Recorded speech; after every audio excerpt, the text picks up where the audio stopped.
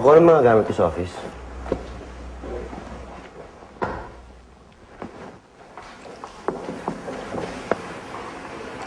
These are our address to you, sir. Thank you. May client meeting ako ng 7 p.m., right? So I want the presentation done by 5. Kaya? Yes, sir. Luigi, kamusta? Ito nga pala ang bagong nobela ko. Basahin mo, ah. Jessie. P.S. Sana magustuhan mo. P.P.S. Ito nga pala ang number ko. Can you cancel my client meeting tonight? Yes, sir. Thank you. Hi, Justy. Kamusta ka naman? Ako ito, hindi masyado magandang pakiramdam ko. Medyo malas ako today. Yung mga publisher, ayun, ay tanggapin yung nobela ko. Oh. Hello, Jessie? Si Jessie nga to. Sino to? Si Luigi to. Uy, Luigi! Nakuha mo na ba yung nobela ko? Yep, it's here with me. Are you free tonight? Siyempre, available ako. 7 p.m. sa my main restaurant sa Paradiso Hotel. O sige. Okay, see you then. Sige.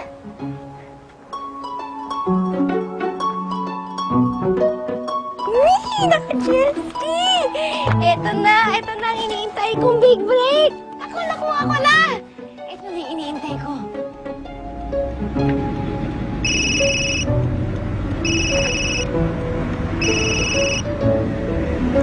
Hello?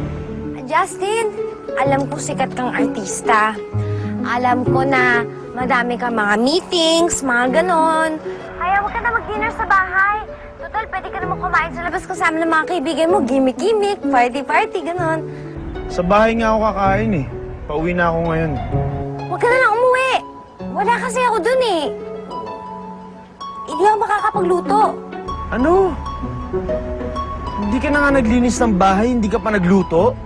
Huwag ka mag-alala. Babawi na lang ako sa'yo bukas.